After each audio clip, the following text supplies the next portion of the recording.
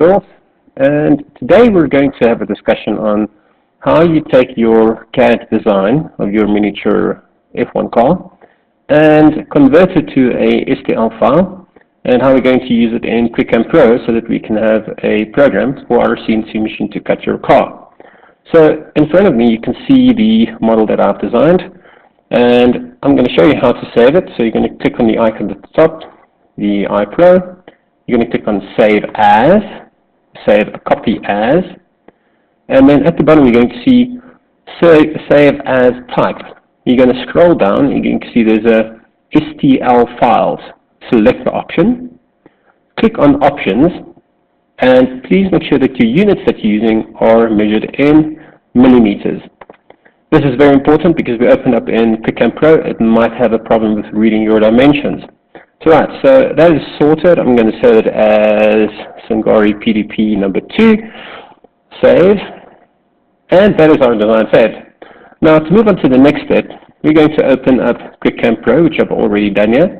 This is the software that we use to convert our model into a program for the CNC machine to understand. So as you can see here, I'm going to say 3D model.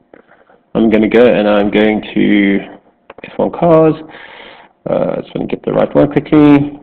Autodesk files, and I'm going to choose this file that I just saved. So I'm going to open the file, and there I can see my car that I've saved. Right. Now we need to orientate the model, so we're going to click on the next button, and I need to shift it by about 90 degrees to make sure that the milling side is from right angle. Now we want the hole where the cylinder is going to go in to be on the left hand side, so 90 degrees was too little, so we need to make it 270. Right, now the orientation is right. We can see that our x-axis lies at the bottom, our z-axis, y-axis lies to the top, and our z-axis is the depth of the car. So let's click on next. Now we can go and define our cutting depth that goes right into the middle of the car, which is fine, that's exactly what we're looking for. Then we need to set the billet size. Now the billet size of the block, or half the block in which we're going to cut the car, and as you can see is 223, which is fine.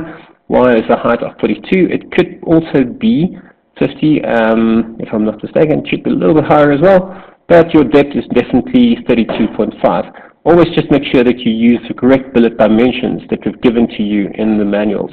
So you're going to click on next. Now you can see the model is fitted nicely into the billet size, and you can see that the scale is 100%. So this is very important, that you always have to design the car to the size that it has to be. You can see my model is 223 millimeters, but I've left enough material in the front to make sure that when machining it, it won't cut into that material. So a good point of advice is always to make a car less than 223, always leave about 1 centimeter open, so use 210 as a measure for safety. So let's click on next. Now this is the point where we can move it back. Now fortunately it's already into the back, like I knew it to be. We click on next, so we set the boundary to the model, which is fine, and we click on the tip that we're going to use. It's a ball nose cutter. We click on next. So now we're going to add a machining plan. So we're going to click on raster roughing. All my settings are safe here.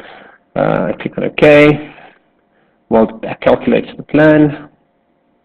There we can see this is our cutting plan that's being generated. I'm going to add a second plan just to make sure that we get a nice finish. So the finish that we choose is raster finishing. Click on it, and as you can see also the step down, which is not applicable now because it's just going to finish it, which is not a problem. The ramp radius 2 millimeters, safe height 2 millimeter, step over almost 1 millimeter, and all these settings are fine, so that gives you a nice smooth finish in the car. And to illustrate what this finish would look like if we're going to produce it, I'm going to click on next. So we're going to play, and you can see the bit going in, and this is the design we're going to have. That should be your finished design. Right, and this is the point where we're going to set our datum point. Now, always make sure that your datum point is to the center of the hole in the middle of your cylinder. Right, ladies and gentlemen, that is for this part of the video. Thank you very much for watching, and I hope this was helpful.